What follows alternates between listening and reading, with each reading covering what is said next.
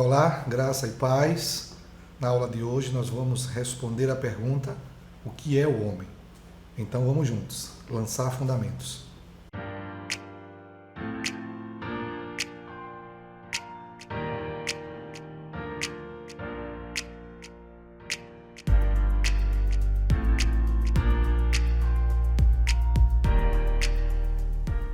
A existência do homem depende de Deus. Olha, ninguém pode garantir que vai estar vivo.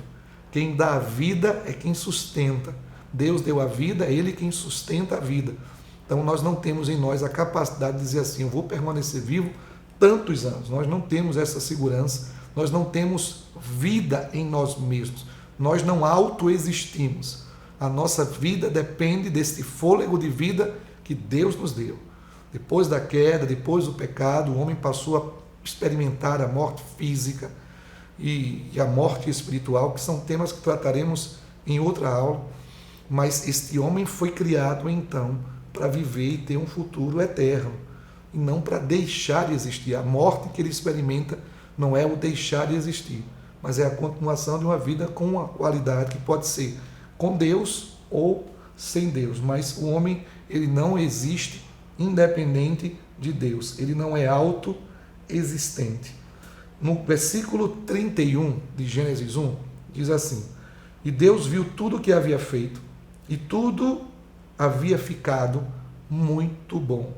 Isso é logo depois da criação do homem. O homem é criado no sexto dia da criação, é um último ato de Deus na criação, e depois que o homem é criado, Deus vê que tudo que ele fez é muito bom. Completa-se então a obra de Deus em todo o universo, e a coroa disso tudo é o homem, depois então que ele é criado. E por que isso? Porque ele carrega a imagem e semelhança de Deus. Mas o que é então esta imagem e semelhança de Deus no homem?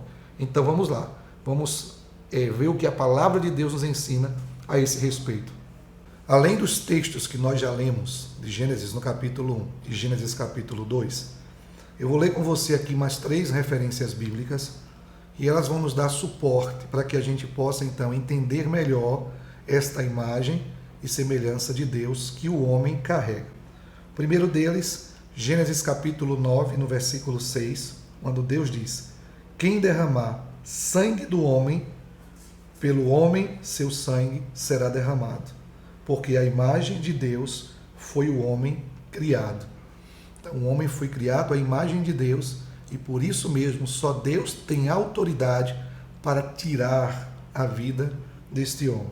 O segundo texto, Tiago capítulo 3, no versículo 9 diz: Com a língua bendizemos ao Senhor e Pai, e com ela amaldiçoamos os homens, feitos à imagem e semelhança de Deus. Note que Tiago ele não faz aqui a exclusão de ninguém, nem coloca uma categoria específica de seres humanos que carreguem a imagem e semelhança de Deus. Ele coloca que todo aquele que foi criado por Deus carrega essa imagem e semelhança. 2 Coríntios capítulo 3, no versículo 17, diz assim: Ora, o Senhor é o Espírito, e onde está o Espírito do Senhor, aí a liberdade.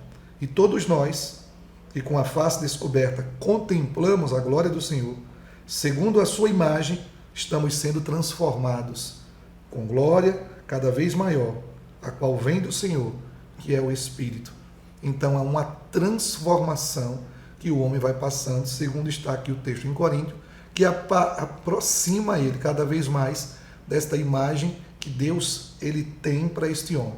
Falando disso, aquele que carregou de fato, aqueles que carregaram de fato na sua plenitude a imagem e semelhança de Deus, manifestando-a com clareza e nitidez, foram o primeiro casal, Adão e Eva, antes da queda. Logo após a queda, a imagem e semelhança de Deus continuou no homem, mas agora ofuscada por conta do pecado. O homem passou a ter uma natureza corrompida, e esta imagem e semelhança tornou-se cada vez mais distante, mas não é que o homem deixou de ter. O homem carrega a imagem e semelhança na sua essência. É isso que faz ele ser homem, é isso que faz a humanidade ser diferente. Então, mesmo depois da queda, o homem não perde, mas esta imagem fica distorcida, fica difícil de ser vista, e é exatamente assim na prática. Quanto mais envolvido com o pecado, quanto mais envolvido com a iniquidade, quanto mais atolado nesse lamaçal da maldade, das coisas que não prestam, mais distante a gente consegue enxergar esta imagem e semelhança de Deus na vida humana. Então, o texto de Coríntios fala de um processo de restauração. É como se aquilo que ofusca fosse sendo tirado para que aquilo que é necessário que apareça seja então manifesto. Mas a partir então desses textos, tanto de Gênesis quanto do Tiago e de 2 Coríntios, algumas afirmações que nós podemos fazer quanto à imagem e semelhança que vão dar luz a gente nesse sentido. Primeiro, a imagem e semelhança de Deus no homem é uma qualidade ou uma capacidade que reside na natureza humana, ou seja, é algo que é inerente ao próprio ser humano. Então está dentro dele, independente dele um dia ter se convertido ou não, de conhecer a Deus ou não, de acreditar em Deus ou não. Isso é uma qualidade, uma capacidade que Deus criou o homem, inerente à sua natureza, faz parte, está dentro dele. Uma segunda coisa, esta imagem e semelhança, ela é universal a toda a raça humana, independente da fé que se tem, independente da maneira como se vive, essa imagem de Deus, ela está com o homem de maneira inseparável. Mesmo depois da queda, mesmo depois do pecado, continuou então com o homem. Uma terceira coisa, esta imagem e semelhança de Deus, ela diz respeito aos elementos que na constituição dos seres humanos permite-lhes então o cumprimento do seu destino. O homem foi criado com um destino que Deus estabeleceu. E essa capacidade de cumprir o destino fala da imagem e semelhança que nós carregamos. Por exemplo, nós somos seres espirituais e precisaríamos ser assim para cumprirmos os destinos que Deus estabeleceu para nós. Então, quando falamos de imagem e semelhança, estamos falando dessa imagem e semelhança espiritual que nós então carregamos de Deus.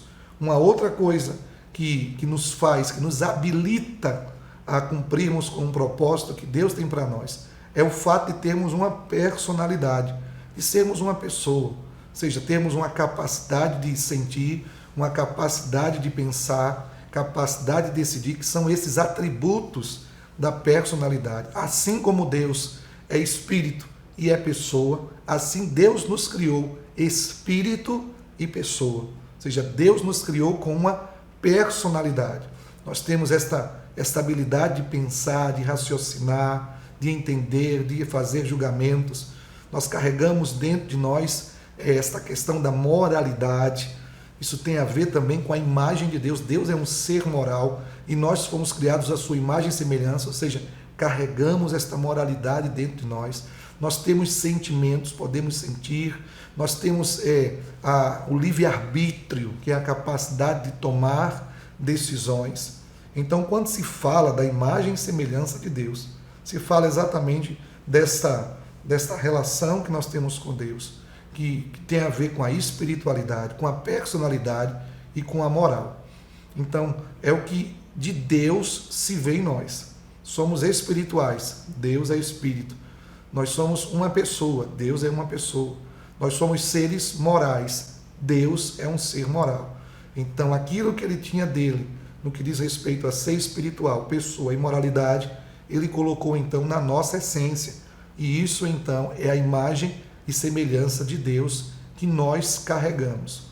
Então, olha, quando se fala de imagem e semelhança, não se fala de uma aparência física, né? A Bíblia, quando fala de mãos de Deus, de olhos de Deus, de pés de Deus, ela usa uma linguagem humana para que a gente entenda a maneira como Deus age, quem Ele é. Isso é uma figura de linguagem chamada antropomorfismo, atribuir qualidades e características humanas a Deus.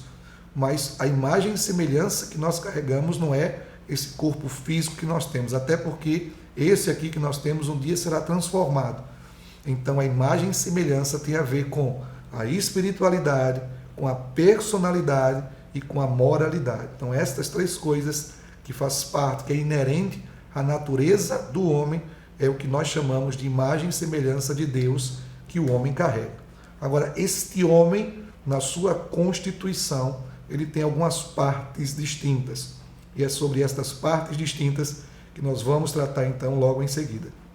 Então, antes da gente ler aqui os textos bíblicos para falar sobre estas partes que constituem o homem, há duas maneiras de enxergar esse homem em relação à sua constituição. Existe uma maneira chamada dicotomista, que separa o homem apenas em duas partes, uma parte espiritual e uma parte material. E há a visão tricotomista, que enxerga o homem dividido em três partes. É assim que nós cremos, e nós cremos assim por conta destes textos que eu vou ler então para você. Então nós somos tricotomistas. Por quê?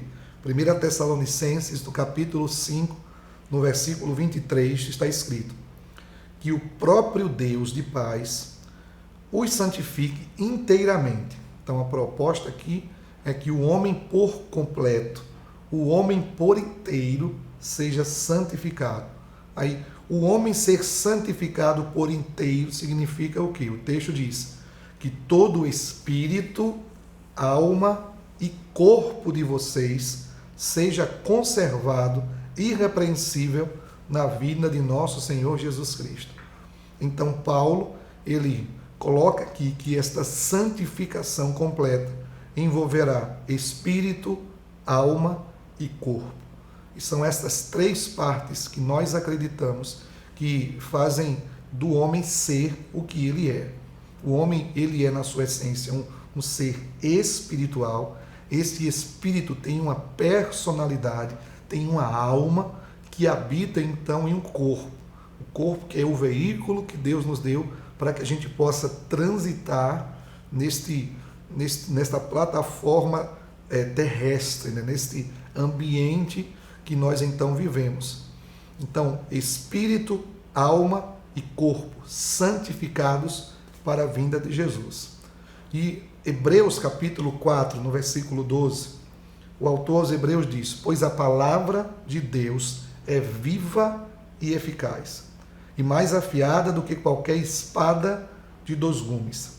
Ela penetra ao ponto de dividir alma e espírito. Então observa, a única coisa capaz de enxergar o limite de alma e espírito é a própria palavra de Deus. Mas se fala desta maneira porque há uma distinção entre espírito e alma.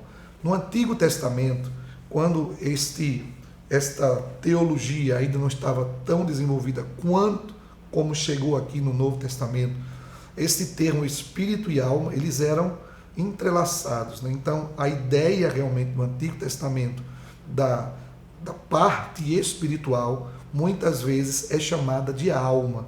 Então, dependendo do contexto, quando a gente lê no Antigo Testamento sobre alma, pode ser que se faça referência ao próprio espírito humano, porque era esta a ideia, né?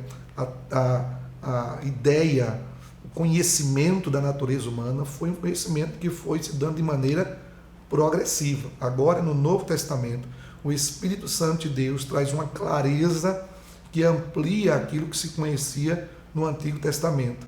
O que se faz no Novo Testamento é mostrar que esta parte espiritual, ela possui uma personalidade, que alma e espírito, então, são duas coisas distintas, mas tão ligadas, tão unidas, que somente a palavra de Deus seria capaz de dividi-la, de mostrar qual seria, então, este limite entre alma e espírito.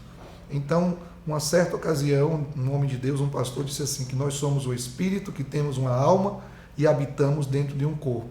É mais ou menos por aí que a coisa de fato acontece. Essa parte espiritual nossa, ela nos dá essa capacidade de termos comunhão com Deus, essa consciência, esse senso de moralidade, esta intuição espiritual. Todas estas coisas residem no nosso espírito. Em alguns momentos, o espírito ele é tratado como o coração, né? É o centro, é a essência, é de onde tudo parte, é o espírito humano. E nós temos neste espírito esta personalidade, a alma, né? A alma é o centro das emoções, a alma é o centro da vontade, a alma é o centro, então, do pensamento. É nesse lugar, então, que nós pensamos, sentimos e decidimos, na alma. E o corpo é onde os sentidos eles estão aí em operação. É o que nos permite estarmos em comunicação com o mundo, né? Os sentidos. Nós somos seres sensoriais. E o corpo, então, ele tem o tato, ele tem o olfato, ele tem a visão, ele tem a audição, ele sente o odor, o cheiro. Então, são através desses sentidos que nós nos comunicamos, então, com o mundo exterior. Então, nós temos aí, vamos pensar assim, tem uma interface, né, entre esse mundo que é físico e o mundo espiritual, que é a alma.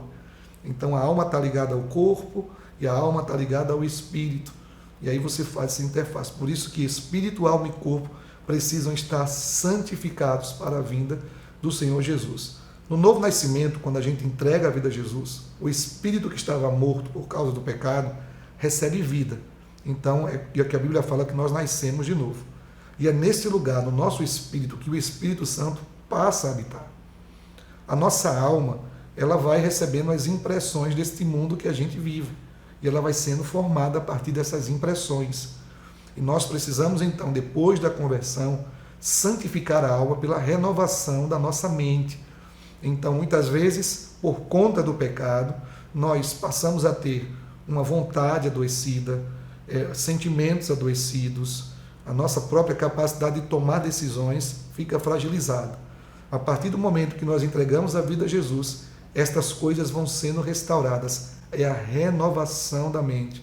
Então, os processos de libertação, de cura, são processos que vão renovando a nossa mente. Lembra do que nós lemos em 2 Coríntios? Nós somos transformados de glória em glória. O homem carrega uma imagem e semelhança de Deus. Não se separou dele, mas o pecado o ofuscou. Quando nascemos de novo, o espírito é recriado, a alma passa a ser renovada, para que esta imagem possa, então, se manifestar de forma cada vez mais nítida. O corpo, esse corpo humano que nós temos, esta natureza humana que nós carregamos, ela foi corrompida pelo pecado. A nossa experiência tem que ser, como Paulo disse, esmurrar o corpo, reduzir o corpo à escravidão, para que, tendo pregado a outros, a gente não venha a ser desqualificados, reprovados. Então, o corpo tem desejos legítimos, mas geralmente esses desejos do corpo querem sempre exercer domínio sobre a alma e sobre o espírito. E tudo aquilo que exerce domínio sobre nós, que não é o Senhor Jesus, se torna então uma concupiscência, ou seja, um desejo incontrolado que passa a exercer governo sobre a vida do homem. Então esse corpo, ele não vai herdar o reino de Deus. Nós não vamos herdar o reino dos céus tendo este corpo físico. Jesus depois, não Jesus, né? A palavra de Deus ensina que depois da morte física o homem vai voltar ao pó. Ele veio do pó, ele volta para o pó. Haverá um dia da ressurreição, a ressurreição daqueles que entregaram a sua vida a Jesus. Nesta ressurreição, eles receberão um corpo glorificado, que é um corpo semelhante ao que Jesus hoje tem na glória. Então, continuaremos tendo um corpo diferente desse. Se esse corpo aqui nos permite transitar nessa esfera física, ganharemos um corpo que nos permitirá transitar não somente na esfera física, mas também nesta esfera espiritual. Esse corpo, então, glorificado. Então, nós somos, na essência, seres espirituais, temos uma personalidade, temos uma alma, e nós habitamos, então, dentro de um corpo que um dia será transformado para um corpo de glória. Mas para a gente, então, encerrar, nós respondemos a partir da palavra de Deus a pergunta: o que é o homem? O que é o homem? O homem é um ser criado por Deus com um propósito divino de viver para a glória de Deus. E ele só se sentirá plenamente realizado e só terá real sentido para a sua vida quando ele passar a viver, então, para a glória de Deus. Por isso que o homem, ele vai por muitos caminhos, ele tenta se realizar de várias maneiras, mas nunca sente que chegou, nunca sente que se completo, nunca sente que realmente atingiu o máximo. Porque isso somente em Deus o homem pode conseguir. Agora imagine, um homem criado perfeito, um homem criado para funcionar bem, em algum momento deixou de funcionar e não funcionou mais como deveria. Por quê? E quais as consequências disso? Então esse deste mau funcionamento que passou a fazer parte da experiência humana, que nós vamos tratar então na nossa próxima aula, quando falarmos sobre o tema pecado. Amém? Então guarde estas palavras no seu coração, lance-as como fundamento da sua vida e vamos em frente, pelo Rei e pelo reino inabalável. Um beijo no seu coração.